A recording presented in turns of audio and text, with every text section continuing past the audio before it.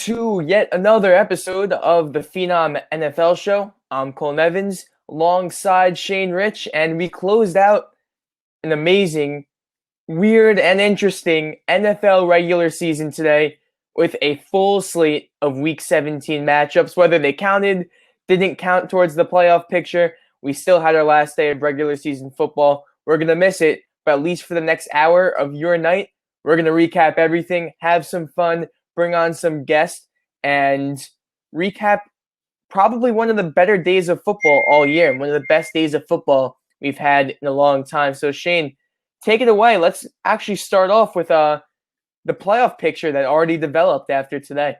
Yeah, Cole, like you said, crazy day of games. We'll start in the NFC. Obviously, Green Bay with a big win over the Chicago Bears.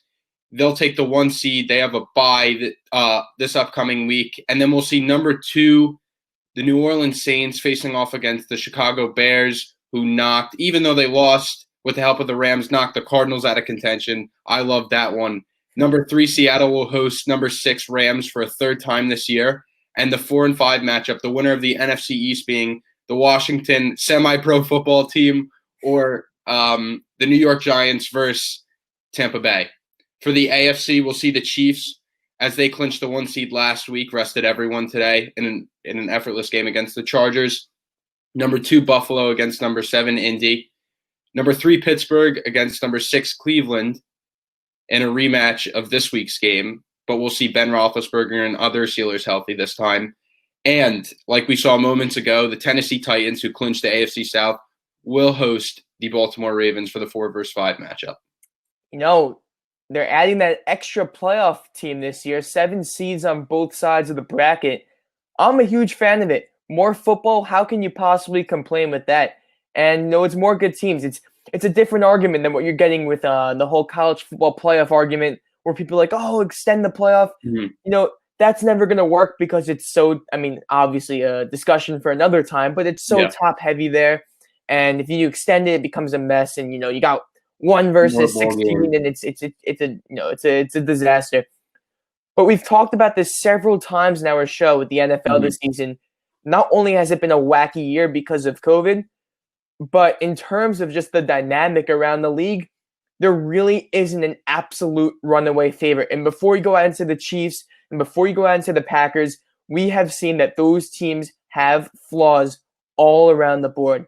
So anything is possible in this playoff picture. And now, 2021, brand new year of positivity. I sent you that picture earlier. Oh, that's already the photo of the year. I know it's already January 3rd. Mason Rudolph and Myles Garrett with a handshake that saved society. Best friends. I mean, the year's off to a fantastic start with that. I guess it's a good omen. But before we start recapping all the games, just in case you missed it, any of our stragglers coming on right now, I'm Cole Nevins. I'm alongside Shane Rich. This is our 3rd episode here live on the FanCred app. And if you want to join us on the show live as a guest, all you got to do is click that green fan line button, join the show, and ask away. Ask anything. We are down for any topics. Obviously, we're going to go game by game, mixing in some viewers. If you've been there before, that's how we usually do it. But if you got any football questions, anything you want to be discussed, whether it's about the games today, about the draft, about free agency, about the playoff picture, whatever you want to talk about, we are down to talk about. We got until 9 o'clock. If the show's going super well, we can go until 9:30. We can go all night if we want. But, I'd like to catch a bit of that Sunday Night Football game, but we'll see what happens. So how about we start with that first game between – well, actually, do you want to start with the I was going to start with the Green Bay game, but actually let's start with the Tennessee-Houston game. We got to start the best game of we got to start with right? And Sloman Shield with the game-winning kick, the double doink to send the Titans to the playoffs. And the division. I started at first that Packer game with the 1 seed. I was like, oh, that's at the top of my head. But now we got the game of the day, which was the final game to end. The Tennessee Titans beat the Houston Texans 41-38 on an unbelievable sequence of events to close out that one. I mean, just give your thoughts on this. I mean, it was a wild finish. Yeah, I mean, I felt like the Titans we saw early, they kind of did their thing, got Derrick Henry going early, kept plunging the ball down the Texans' throat. They just kept giving it to him. They kept scoring. They were winning. They looked good on all cylinders, and then they kind of laid back a little bit. And that's when I think the Texans, who have nothing to play for, absolutely nothing. They don't have their first round pick, nothing to play for. 4-12, meaningless season, and they're still giving it to him. Deshaun Watson, as we saw in that crazy flea flicker to Brandon Cooks, that was crazy. A.J. McCarron lined up as the shield man in a pump formation and took it to extend a drive. Texans did not give up, and look, I like that about teams. I like that they weren't trying to tank this year. They know that what they have with Watson, the defense, is their biggest issue, and they clearly messed up with the DeAndre Hopkins trade, but they just kept going. But in the end, it came down to the Titans, and we saw Ryan Tannehill had that massive throw to A.J. Brown to put him in field goal position, and Sloman's shield double doinked it, but it went in. Yeah, I mean, talk about a classic Houston Texans loss in this one, or a classic Deshaun Watson loss. I'm thinking about it. There are just some players, especially quarterbacks in football, that are just cursed. And there's some franchises that are just cursed. And the Houston Texans and Deshaun Watson are straight on that list because this was a typical loss for them. They play a fantastic game towards the end, and they just completely fall apart in the last 30 seconds of the game with an unbelievable throw by Ryan Tannehill. But what are you doing leaving the middle of the field wide open with an unbelievable vertical threat in A.J. Brown? It's wild to me. Why is that even considered? That's like Greg Williams stuff there.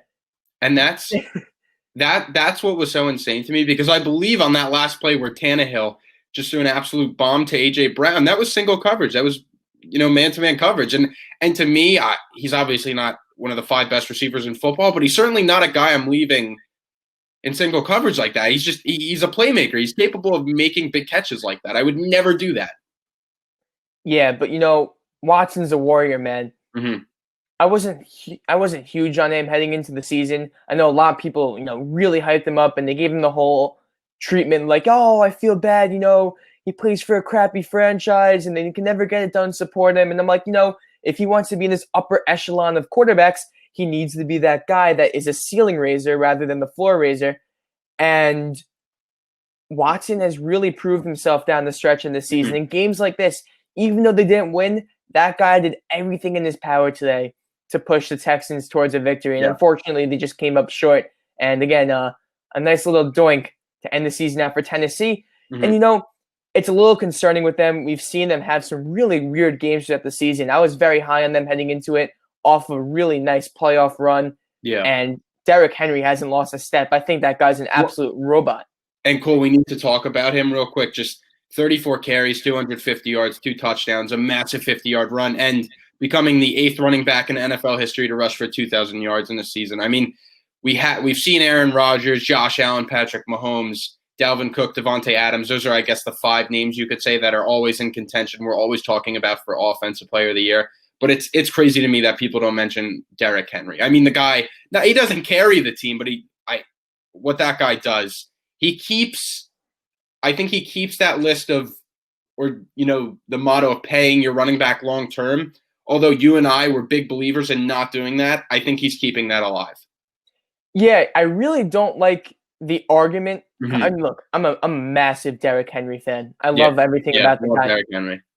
But when people come out and they're like, oh, Derrick Henry completely carried the Titans in the playoffs last year, and Derrick Henry carried the Titans through the season. While he is the best player on that team, he opens up so many avenues for Ryan Tannehill, and Tannehill opens up a ton of avenues for Derrick Henry. That's the truth behind it. You look at the running game at the end, especially that one touchdown at the end that stuck out to me.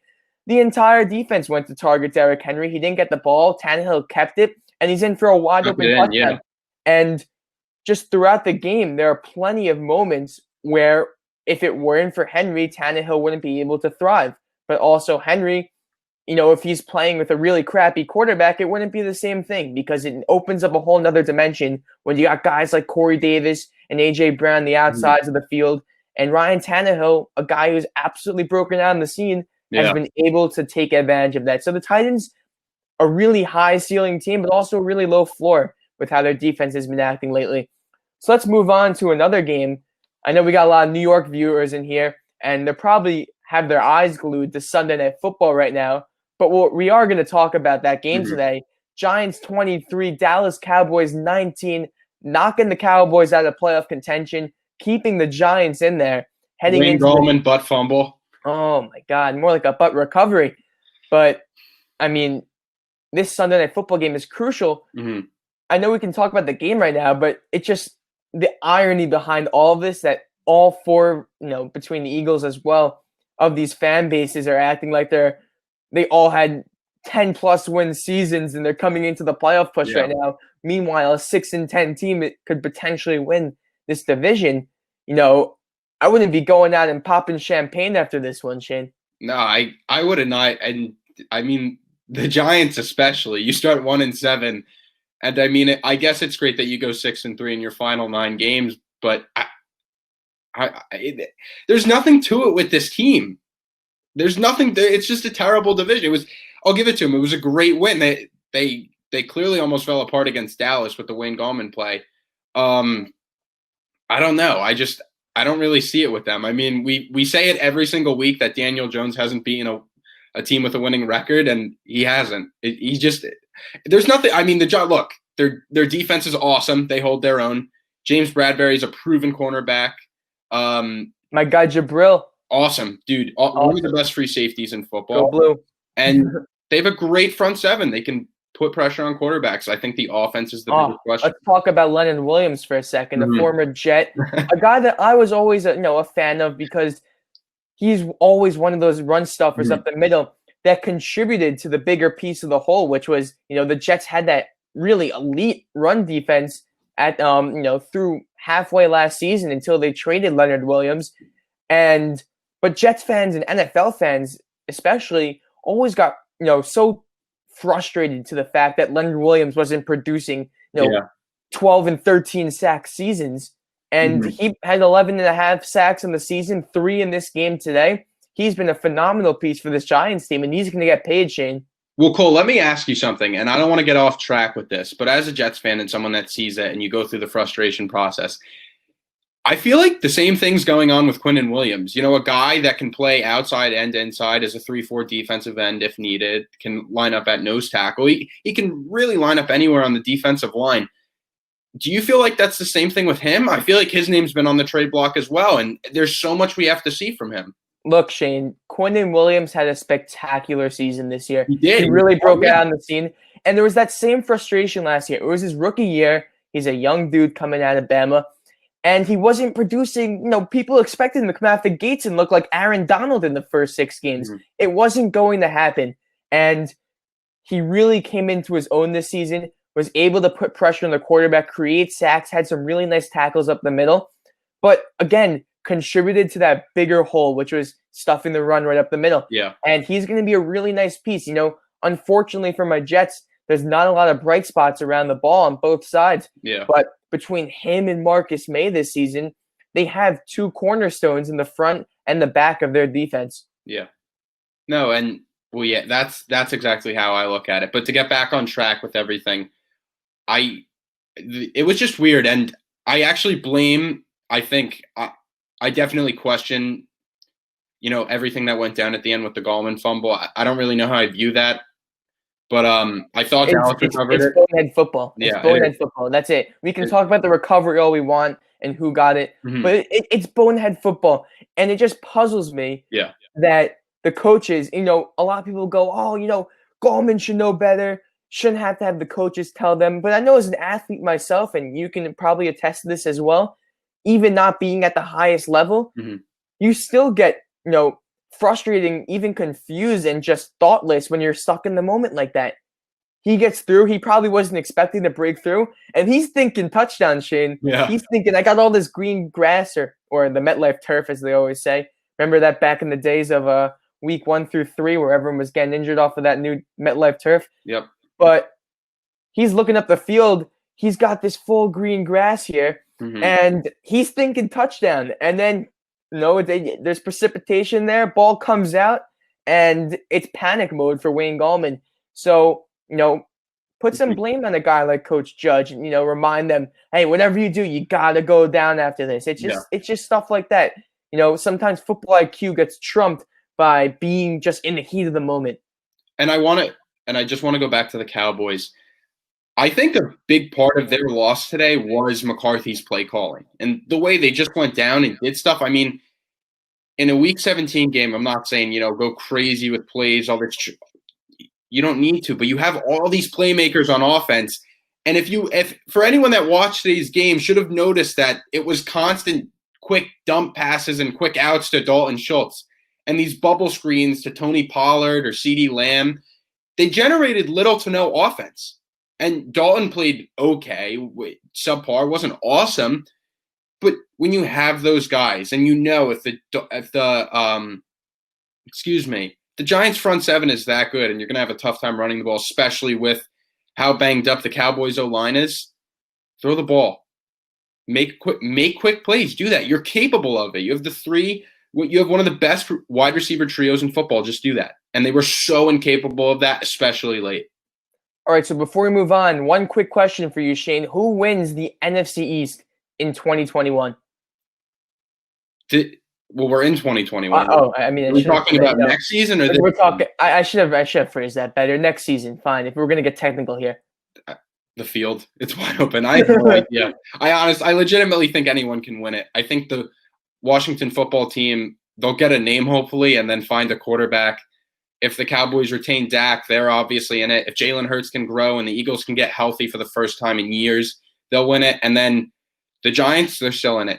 I think they're a couple pieces away from being a consistent playoff team. I'd say so. And obviously the return of Saquon Barkley. So it's wide open. It is. I'd go with Washington in my opinion.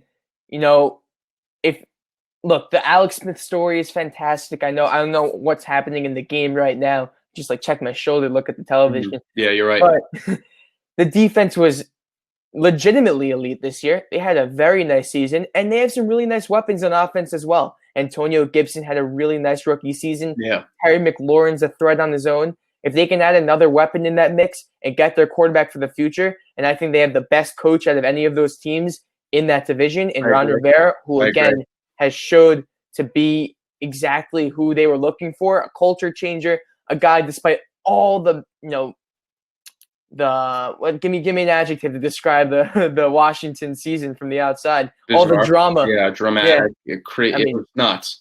But, Rivera did a very nice job, and I think he's a guy that can bring that Washington team to the next level. And, guys like Chase Young being a huge impact player, I like what I see in Washington. So before we move on, for those just joining right now or for those who are already on, if you want to join Shane and I live on the show as a guest, all you got to do is click that green fan line button. We'll add you to the show.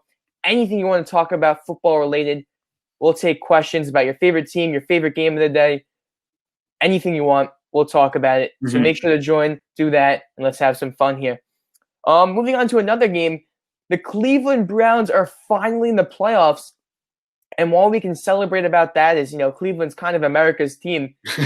Should they really be, that excited considering that they only beat a Pittsburgh team by 2 points that was led by Mason Rudolph today? I mean, that was the craziest part. And for those that were watching this game, the Browns went for it on 4th and 7 with about 3 minutes to play. And that's Kevin Stefanski. That's totally ballsy. That's just not something you would do. And if that's me, I think, what was it? It was about a 51, 53-yard field goal around that. I mean, that's why you pay your kicker, right? That's why he has his job. Why not? I didn't see the Steelers generating any offense. I mean, they did, but to put them back, around the 20-yard line inside the 10, if you're capable of that, why not, right? Why not do it? It was bizarre to me, but then luckily they closed through. Baker had an awesome run, picked up the first down, and you just felt it. I mean, we were obviously home on our couches, but I'm not even a Browns fan. I felt bad for them, factory of sadness up there in Cleveland. I think that's what they like to call First Energy Stadium. The Twitter put this factory of happiness today. I don't know if you caught that. Yeah. And that's what it was. I was just so happy for this Browns team. It's so awesome to see. Look, I think they're deserving of a playoff spot. Mm-hmm. I think they had a really nice season. And considering all the circumstances, many actually debate that they're worse with Odell Beckham Jr. I wouldn't argue that they're a worse team. I think that's a little bit, of an overthought. Yeah. People are kind of overcomplicating it. Of course you'd want Odell Beckham Jr. in the field. There's no way they're a worse team with Odell Beckham Jr. I think that's an insane argument. Mm-hmm. While they might not be super efficient with him and he might not be the best fit, you can 100% argue that he shouldn't be a fit in Cleveland, but they're definitely better with him on the field. I think that's a crazy argument to say otherwise. Well, my only thing is I agree with you that they're going to be a better team with him on the field. My only comment on that is I actually think it's a different dynamic without him out on the field, just because there's so much pressure to get that guy the ball. And Stefanski knows that because we saw what happened last year in Minnesota, right? There was so much pressure with Kirk Cousins trying to get the ball to Stephon Diggs, and he was a character about it, obviously, ending up and why he was traded to Buffalo because of the lack of targets and yardage he was getting.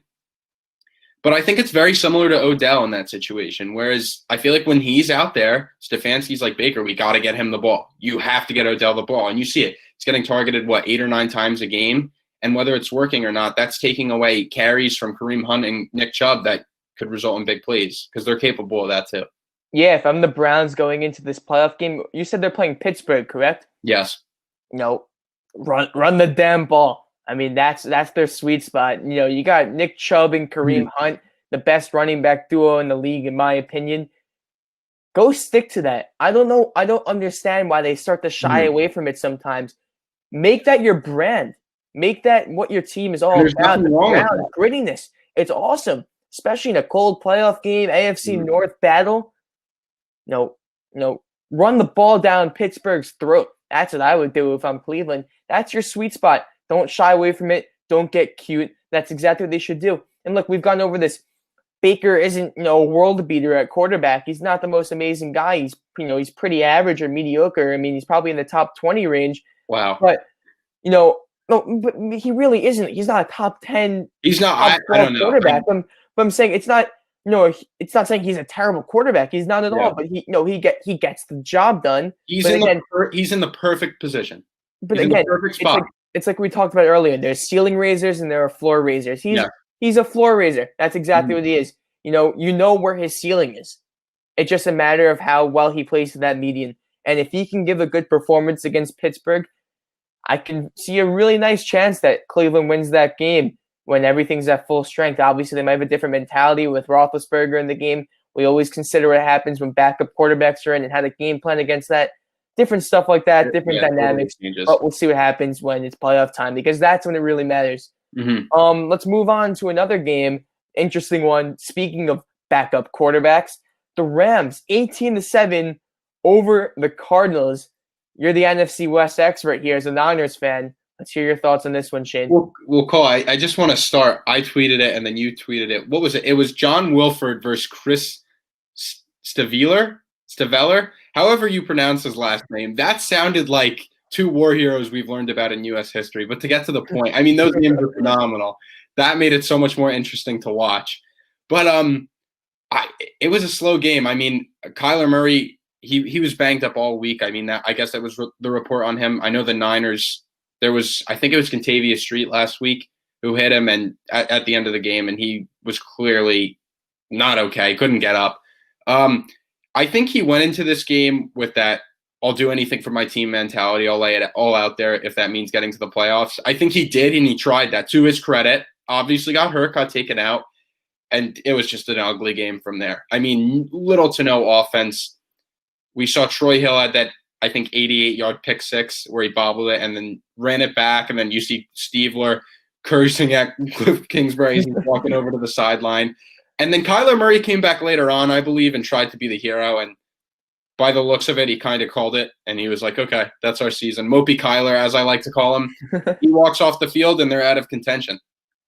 Yeah, definitely not the best way for this Cardinals team to go out. But, credit for the Rams for, sticking their head in there after that loss to my Jets. Definitely not the finest moment for that franchise, but it speaks a lot about the team. I said, I think, on last week's show, we will learn everything we need to know about this team and how they respond in these final 2 weeks to losing that game to the Jets.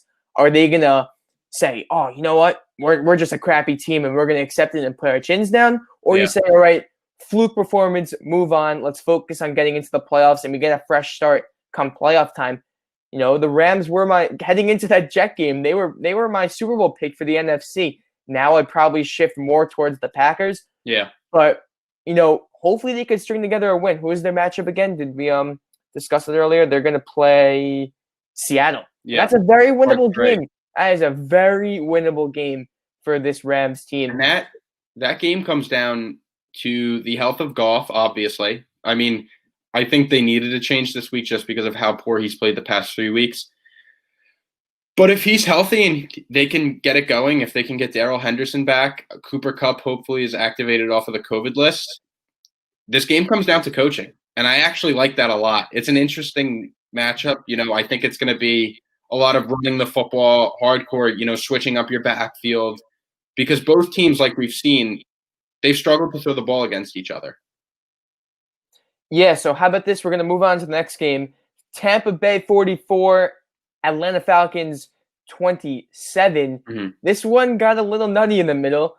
Atlanta made a reverse Falcons as they kind of came back into the game against Brady, something that usually doesn't happen. But the Buccaneers pulled away at the end. Mike Evans went down with an injury early on, and it seems that he might be okay, according to what Arian said earlier. That was terrible. We hope that he is going to be okay, even as the Brady hater I am.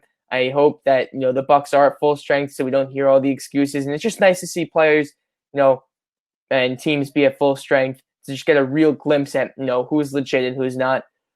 But with Tampa Bay, they strung together another good performance. But I believe Tom Brady only had one win against an over 500 team all season. Is that correct? Yeah, I believe so. I think it's 1 or 2 at this point. I mean, we'll have to see how they do in the playoffs.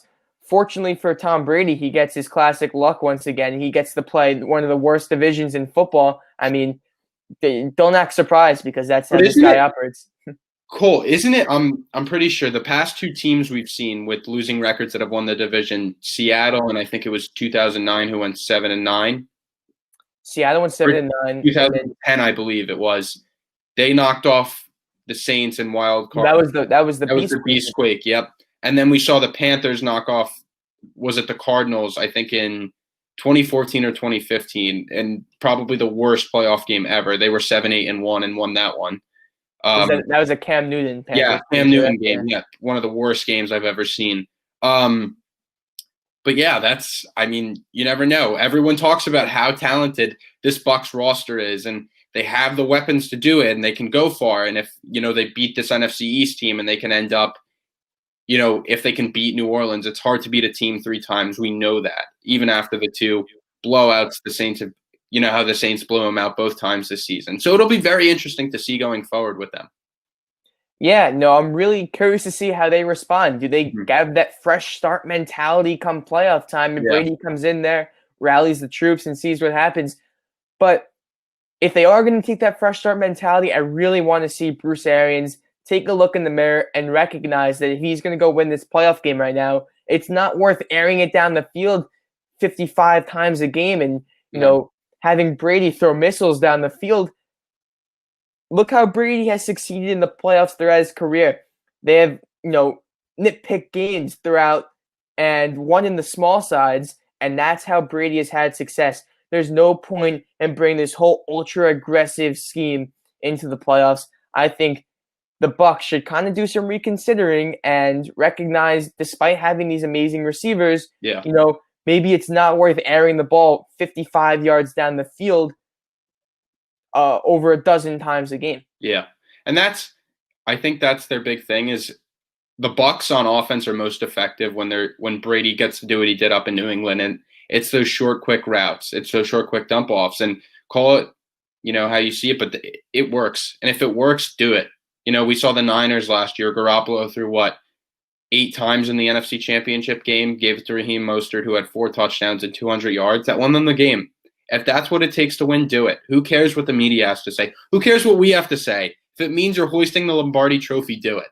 Whatever it takes to win. I completely agree, and I never understood the criticism of, oh, Jimmy G, he got carried in that game. I mean, if he wasn't going to do anything, they could have put 10 guys in the box and see what happens if Jimmy G was so bad. So, it was a product, again, like what we talked about with Tannehill earlier. It was a product of Jimmy the season that translated into that game. And they rode with the momentum against Green Bay, who just could not stop the run against them.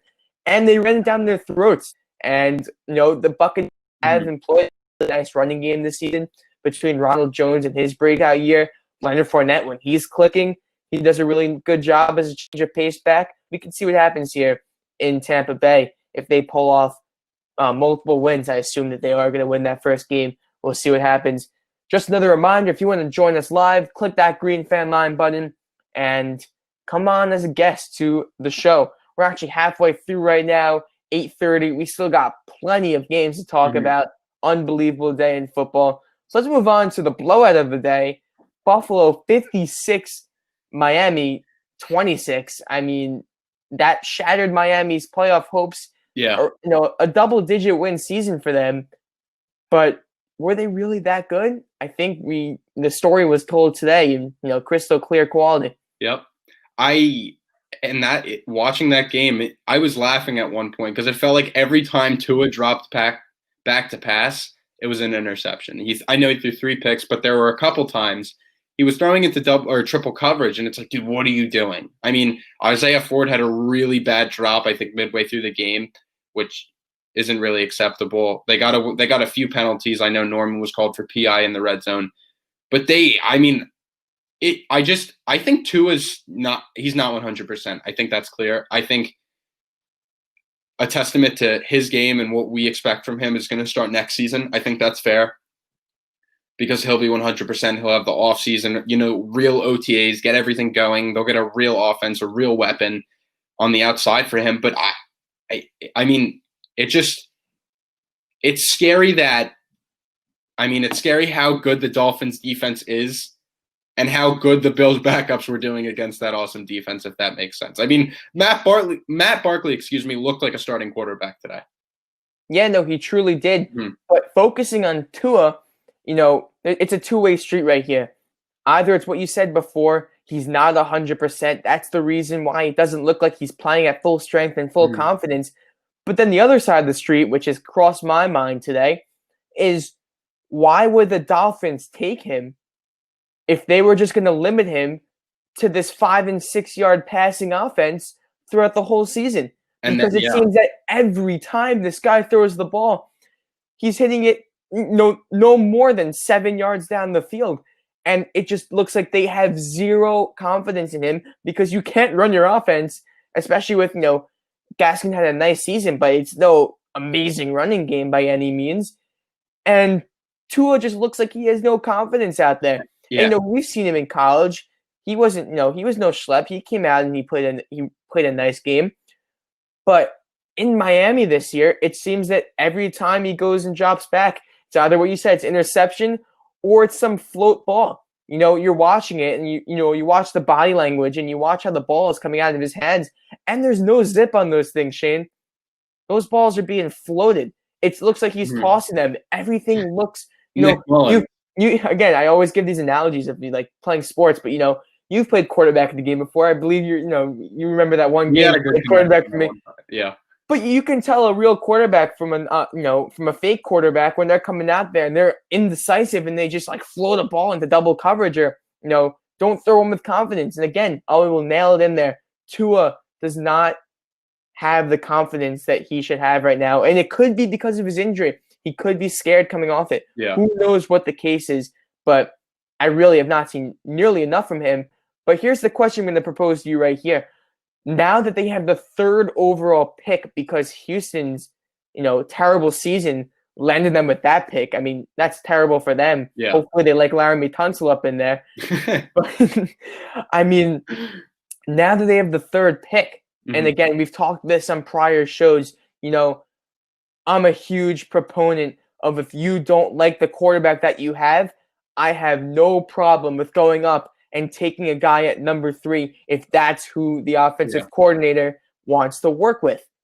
But if you're the Dolphins, are you already giving up on Tua after just one season to get a guy like Zach Wilson, most likely?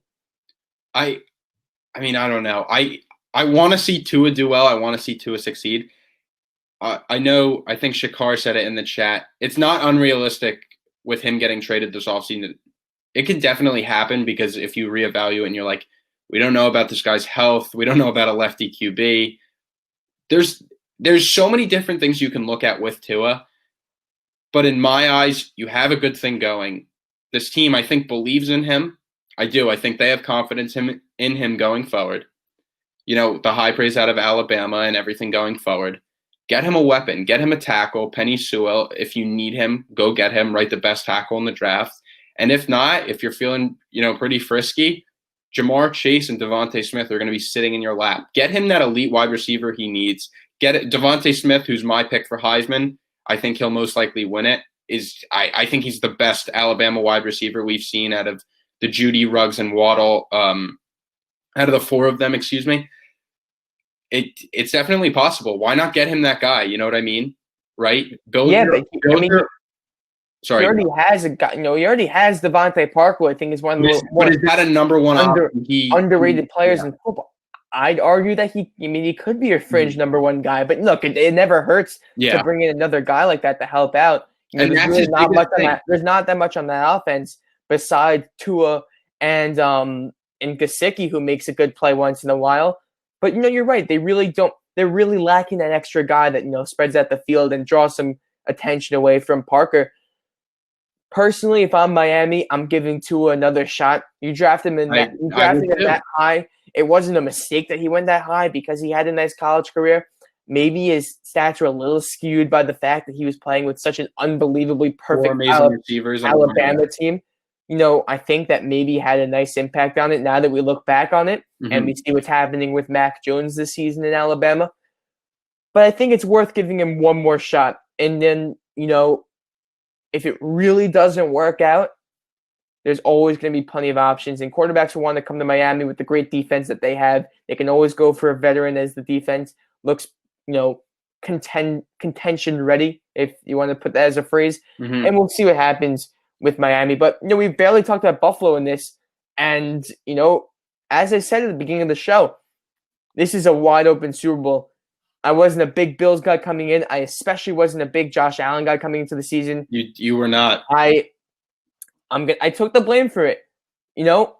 I am admitting to it, and Josh Allen looks phenomenal right now. I'm hopping on the train. He just looks so confident out there. He looks so comfortable. He looks like he knows exactly what he needs to do in the field compared to the past few years where he's looked lost and he's forcing balls in and they don't have the proper weaponry for him. And now he comes in and he has everyone, man. And you bring John Brown back in the mix. He looks fantastic, and they look like a really, really good team. And now the defense is starting to heat up. Both sides of the ball looking really good. Getting it together, Cole, since we've seen in the beginning of the year, they've really gotten it together. And I think that's – so I'll let you finish, but I think that's what separates them. It's obviously their ability to send five guys out wide and just make plays with their offense, but it's their defense too. And it's the way their secondary especially has stepped up, performing the way they did last year. Buffalo was a top 4 defense last season, and they've carried that over this season. Their linebackers are playing at an exceptional level. Like they have what it takes, so it's wide open. Yeah, we'll definitely see what happens with Buffalo, but I wouldn't be surprised if some people have them as their Super Bowl pick this year. If you can go make some future bets right now, might want to take a chance on Buffalo. Moving on, Green Bay 35, Chicago 16, as we got 20 minutes left in this show right now. Rodgers, another spectacular performance. Could it be the final chapter of his MVP campaign? Potentially. I think we're going to say career. The Bears are in the playoffs, right? I mean, is that correct? Yeah, that's correct. I mean, they're playing New Orleans. Who could have saw that coming? I mean, I'm sure Big Cat, had that in the bag all season, but I mean, Mitch Trubisky is a playoff quarterback once again. I mean, he's back, and there's no Cody Parkey this time, so yeah, unbelievable stuff with this Bears team. But in all seriousness, I mean, look, definitely not the strongest performance today against Green Bay. Definitely not. They did not look like a playoff team. Yeah, you put a little pep in their step, a little motivation, and Trubisky's playing at his highest level. Yeah. They could be a decent team. They had a pillow soft schedule to start the season, but the defense still looked good. Mm-hmm. If somehow they could put it together and get both the offense and defense clicking on all cylinders. Don't say it. No, I'm not saying I'm not going to predict them to win. I believe that they're going to lose this playoff game, but they could give New Orleans a run for their money if they have a really nice performance. But with Green Bay, it looks like they are the NFC favorite to go and make that run all the way to the Super Bowl, considering that the seeds that follow them don't really look as strong right now. And speaking of clicking on all cylinders, talk about a team that doesn't have to hope for it because the Packers are right now, and they got everything, man. They got absolutely everything. Rodgers is playing at an all-time level right now. Adams looks unstoppable. The run game, they can give their guys plenty of rest now with the trio that they've built between Aaron Jones, A.J. Dillon, Jamal Williams. They're looking pretty good right now, Shane. They do. I think they look like the go-ahead favorite in the NFC to represent the NFC in the Super Bowl. But they still went at the Bears today. And I think the big thing was, the Bears, they have a lot to play for because they want to get in the playoffs. They want to get that 6 or 7 seed. The Packers had a lot to play for too, because if they lost, it changes the whole playoff dynamic. And it's that time of year. It's going to be negative degrees in Lambeau Field.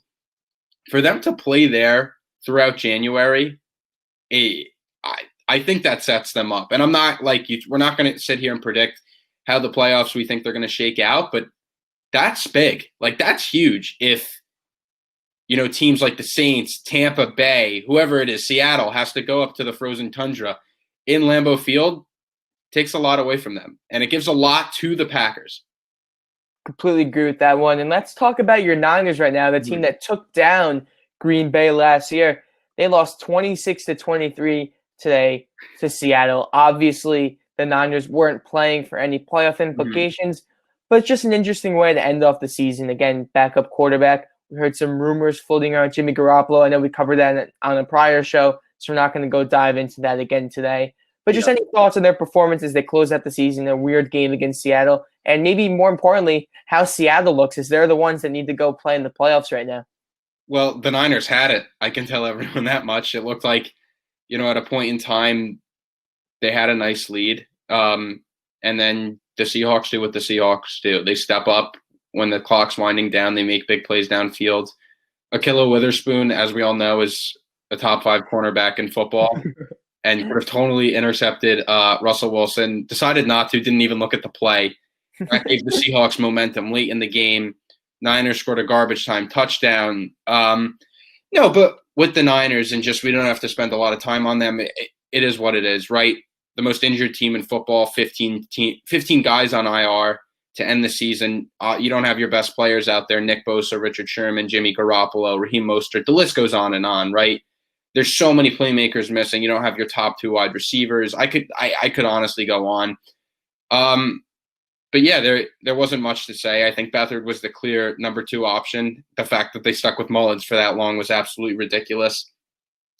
But for Seattle, I think it's important to talk about them because they'll be going to the playoffs. It bothered me that they kept it this close with the Niners. And I don't know if it was, okay, we're going to go out there. Russell Wilson's going to throw for 300 yards and 5 touchdowns. If it was going to be that kind of beatdown, if they were playing easy ahead of next week.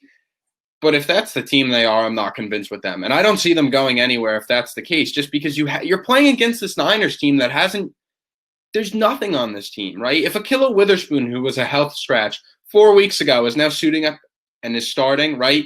You don't have anyone healthy on your D line. You don't have your 2 starting safeties in, right? And the Niners have most of their offense out. This is an impressive win for you guys. You didn't do anything today to make us be like, wow, they could really compete with the Packers. So I don't see it a lot with them. Yeah, I completely agree with Seattle. And it seems that the trajectory of their season has really started. They were all the way up high. They were sky high to start.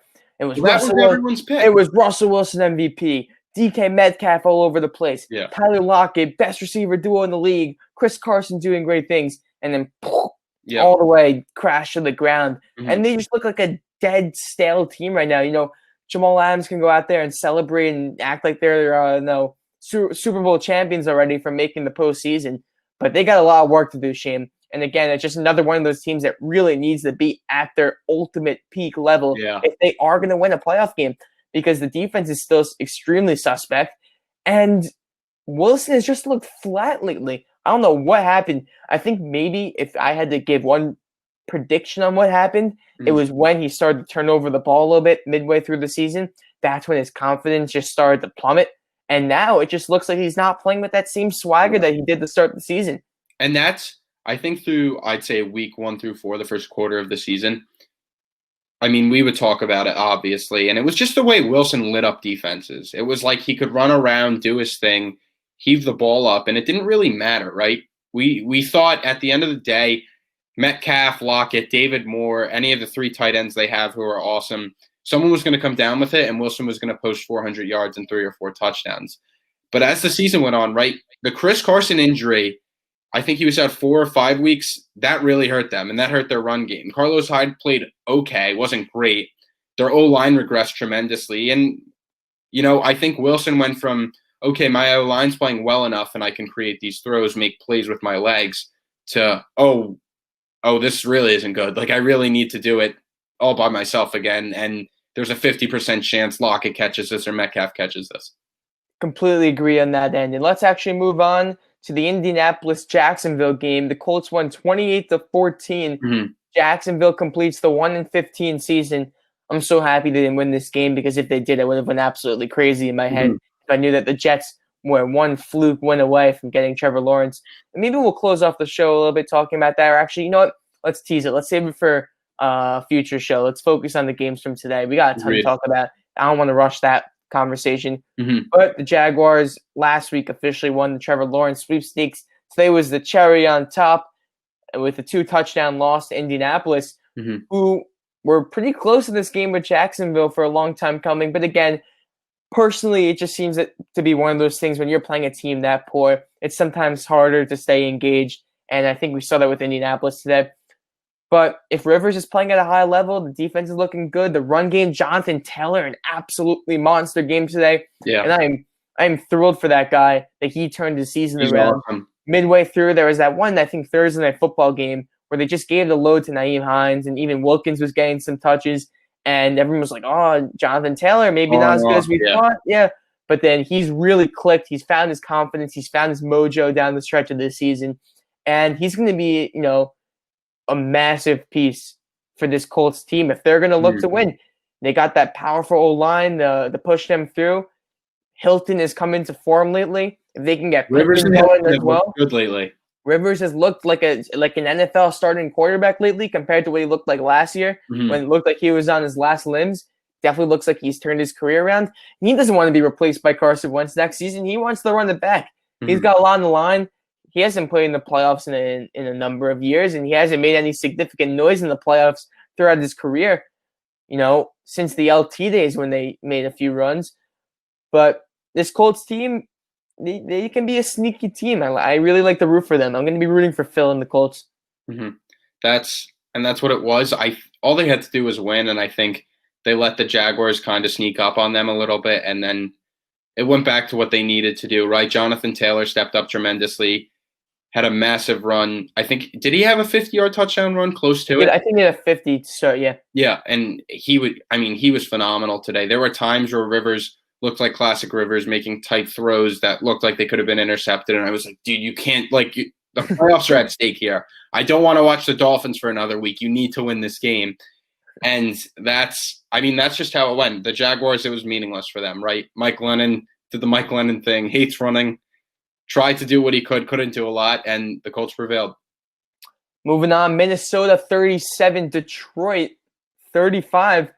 One of the more entertaining games of the day. I wish there were more implications on the line in this one. It would have been a lot more fun. But it was a really interesting game to end out the season for both of these NFC North squads. How about this for a question? We can go and talk about the game. It's high scoring. It looked like both defenses had no clue what they're doing. Minnesota's defense looks absolutely atrocious. But the quarterbacks on both sides of the ball, both under contract, I believe, for next season. Is that true? Is Kirk is under contract, No, correct? yeah, well, he signed that extension this past offseason, so he is. Yeah. Stafford isn't. So Stafford's a free agent. I believe so. I'd have to confirm that. I don't Yeah, know if we have a. either or. We have, If not, he's on the block, clearly. yeah, I mean, if not, it's really up in the air. So the question I'm trying to ask you, we can go over the logistics later. Where do you see both those quarterbacks coming into next season? Is Kirk staying in Minnesota, which is likely, and Stafford? That's a big question mark, man. I liked him as a potential piece. In potentially New England, a team like that, if they're ready to build around him. I was gonna say your Niners, but again, I remember your rant from a few weeks ago, and you said, Matt Stafford's the type of guy who'll get you all these yards, he'll get you your share of touchdowns. By week 14, expect a broken back from him, and that's exactly what you see from Stafford. But he's ultra talented, man. No, we saw some of the throws he's making today. Quarterback. He's really a great quarterback to have, and it wouldn't be a disaster if the Niners were to get him, because I think he is an upgrade over Jimmy Garoppolo in terms of just raw talent and ability and experience. But it would be nice to see him go into a team that's ready to contend. I know a lot of people argue, Detroit has built good enough teams around him, but they really poor coaching throughout his career. Matt Patricia did him absolutely no favors. Go back to the days of offensive coordinator Jim Bob Cooter. I just wanted to say the name. He's a fun name. We didn't talk about Van Ginkel today, though. Did he have any big plays today, Van Ginkel? I don't believe so, no. Oh, that's unfortunate. It's going to be a long time. I'm excited to watch Van Ginkel again. Can we do that? Yeah, we could try to bring him on. I want to talk about, though, you asked me about Stafford and his potential landing spots. Obviously, the Niners. I like the Patriots, though. I feel like that'd be really interesting. Just because I think if you could surround him with some weapons, that's a talented team. That's the best coach he's ever had, obviously. And you give him a solid run game. Damian Harris came along nicely that year. I think that works. But Cousins stays in Minnesota, especially and we need to talk about this, the headline of today's game was Justin Jefferson breaking the all-time rookie receiving record with receiving yards. He's been spectacular this year. I mean, the fact that the Eagles took Jalen Reagor over him, I still laugh at that. Time flies, but that was bizarre to me. But yeah, I think Cousins and Jefferson built an awesome connection. They obviously have it there with Adam Thielen. He gets Dalvin Cook the ball out of the backfield, right? Look, Cousins will never be awesome, and he's not an elite quarterback. But for this team, they need to figure out the defensive side of things. That's clear. Their defense is young, but you need to add those veteran pieces. They need that. I think that's what they need to fix going into next season. If I had to talk about their offseason needs, Cousins is fine. I don't think he'll win them the Super Bowl, but I mean, what's out there that's better? They're not in range to pick one of those top 5 QBs, I'd say, right? And you're not going to take, after re-signing Kirk Cousins to that deal, you're not going to take a guy like Mac Jones or Kyle Trask if available. So I think they'll roll with Cousins. Yeah, I don't see an issue with that again. And I hate to bring it up for a third time in the show, but floor raisers and ceiling raisers. He's a floor raiser. He's not a ceiling raiser. He's just one of those guys. But I think they're going to go stick with Kirk, and it's going to be the right decision. Last game we're going to go in depth about the Jets and the Patriots. New England took down New York 28-14 today. And a fitting ending to Sam Darnold's career. I know he had a completion at the end, but it's more fun to say that he started his Jets career and potentially ended it with an interception. I mean, just how fitting. It's a storybook ending for Sam Darnold. And will be fired tomorrow morning, which will be thrilling. I didn't realize that it'd be more fun to be in school if it happened. But I'll be in virtual school tomorrow, and when I get that notification, Adam Gase is at the door. It will be a beautiful day for the Jets. Well, how interesting would it be if there's a scenario where Adam Gase is at his press conference and the Jets are getting ready to announce it, and he comes in and just goes, "No, I quit. I stepped down." That would be phenomenal. One of the most Jets things ever, in my opinion. But yeah, with the Jets today, it was just one of those scenarios where it was meaningless football, right? And the Pats were playing meaningless football. And I actually thought the Jets had a legitimate chance to win today's game. But it just came back down to Belichick's how he feels about the Patriots. He absolutely hates them. Obviously, he missed the coaching job, didn't want it, went to New England, and Jacoby Myers had that big play to Cam today.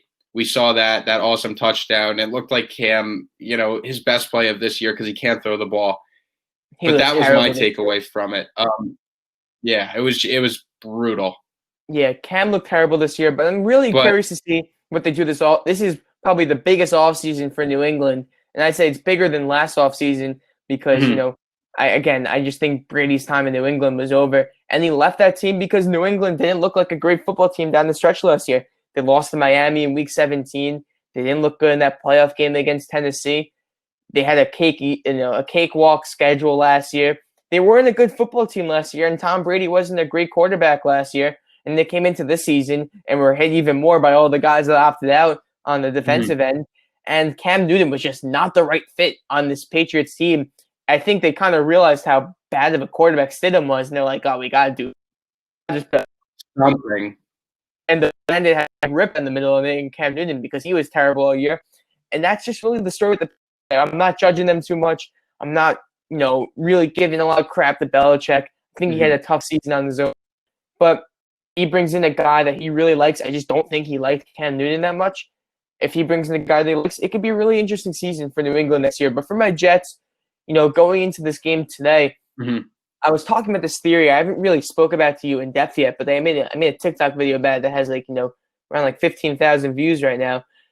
But I said that the Jets should consider next season having Sam Darnold come back as the starting quarterback and letting Justin Fields, who I think is going to be the pick at number 2, sit behind him for a year. The reason being, even despite the poor performance today and the poor finish to the season, you bring in a whole new regime, and Sam Darnold's value is so low right now that, screw it. Let's see what he does. If he's that poor again and he's really not playing good football, if you can't motivate him enough by adding more receivers, adding a better coach, putting a rookie quarterback behind him, being in the contract year, if he can't perform under that, then, his career is done. He's going down as a career backup. But if he can salvage his value a little bit and, just improve to the point where, there's people right now saying that they can get a second-round pick for him and even, second and a third. Well, you could. I can't see it happening. I can't, Shane. I can't. I've watched every snap. How did the Cardinals get a second-round pick for Josh Rosen? Darnold's produced way more than Rosen did, right? And we've seen more from Darnold. So, to me, a second-round pick for Darnold is not ridiculous, especially with teams that have more draft capital and are comfortable with what they're doing. And Darnold's still on his rookie contract, hasn't been extended. And I don't know if it's 2 or 3 years left, what the deal is with Darnold. 1 year. I think it's 1 year. Right, but listen, if you're a team like, I don't know, Detroit, maybe Denver, maybe even the Niners, whoever it is, bring that guy in for a year, see what he's made of, and go from there. Right? I don't think there's teams out there that if they give up a second-round pick for Darnold, they're going to dwell on it. I just don't think they will because he's still young. What we've seen from him has been decent, right? He's had flashes where we're like, okay, he could be a legitimate QB. Maybe it was a crappy situation with the Jets. There's still a lot to see from the guy. So I don't think a second or third round pick is ridiculous. I think a third is realistic. Look, I know you're saying it from an outside perspective. You see a lot of just the high points and the low points, but I see a lot of the medians as I've watched every single snap, believe it or not, that this guy has played over the 3 seasons. And there's just so much meh in this game. The MEH, the word to describe it. It's just bland. And he comes out, it looks like he lacks confidence now.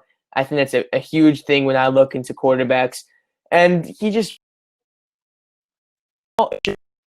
continue to regress. And look, the guy had a ton of talent coming out of college. He still has a ton of talent. He's an underrated runner. He has a really good arm when he uses it correctly. But this guy, the mental state is just still not at the right place. So they have a lot of options, the Jets. They can go and do what my theory. You keep Darnold. You see if he can build his value. If he sucks, you put Fields in, and you don't throw Fields into the fire like what they did with Darnold. And, obviously there's advantages of just having a crapshoot season. But we've seen. I mean, Patrick Mahomes was a backup for a full season behind Alex Smith. We've seen it happen before. I don't think it would be insane for the Jets to keep Sam Darnold in there, and I don't think he's going to be the quarterback for the future. He put together like a top 7 season next year. Obviously, you're gonna keep him, and you can trade as he hasn't touched the in a year. But I think that there's too many hypotheticals there. I think most likely happen is the Jets are going to trade Sam, like what you said. A team will just kind of fall in love with him and just see what he has and take Darnold for a year on his rookie contract where they can just again see what he has. Maybe bring a veteran with him as well. And then the Jets will roll with Fields. Hit a great game. I think fans have a lot to be excited about with this offseason. Ton of draft capital, cap space. Joe Douglas seems to be knowing what he's doing. We'll see what happens with the Jets. A lot's going to happen. And as we always say, Week 18 lasts throughout the season for this Jets team. That's what we look forward to. And now we have the longest playoff drought in all of football. So that's just extra salt in the wound for us Jets fans. All right, let's go. I know it's 9:01 right now. We're 1 minute past bedtime, but let's go with a 2-minute drive right here. Starting with the Denver game. Denver 24, Vegas 17. Quick thoughts on that. It was a funny game. I mean, Vegas ended up winning this one. Did? Yes, Vegas ended up winning that on the 2 sure? I didn't watch the end of the game. That's my mistake. I turned it off to prepare for the show. They won that game? Well, yeah, Vegas did on the 2-point conversion to Waller. John Gruden called for Waller to come out, and Carr screamed at him to bring Waller back in. Ended up catching the 2-point conversion. Broncos hit Judy on a big play, right, end of the game, and the Raiders blocked their second field goal of the game to end the season on a high note. Huh. Well, that's why we watch the end of the game, folks. I didn't have it on. I was so locked in preparing for the show that I didn't even realize that they won. I guess I just stopped it after that Judy touchdown. New Orleans 33, Carolina 7. Not much to say about this game. Just a crappy Panthers team. And the Saints, great for the Saints. Yeah, Teddy Bridgewater, another terrible game. Went into the season saying that he was overrated. That was one of my takes going in. Wasn't a big fan of him ever. Always thought he was just a guy that could be a nice placeholder. One of those Ryan Fitzpatrick career, fringe starter, backup guys in crappy teams. That's exactly what Teddy Bridgewater's career is going to be. He's never going to be a ceiling raiser. Baltimore 38-3 Cincinnati. Not much to say here. Backup quarterback for the Bengals. The Ravens ran all over them. The Ravens kill bad teams. That's all. Just an old-fashioned ass. Just 300 yards rushing. Old-fashioned ass whooping, as we say. And then to cap it off, the Chargers 38, Kansas City 21.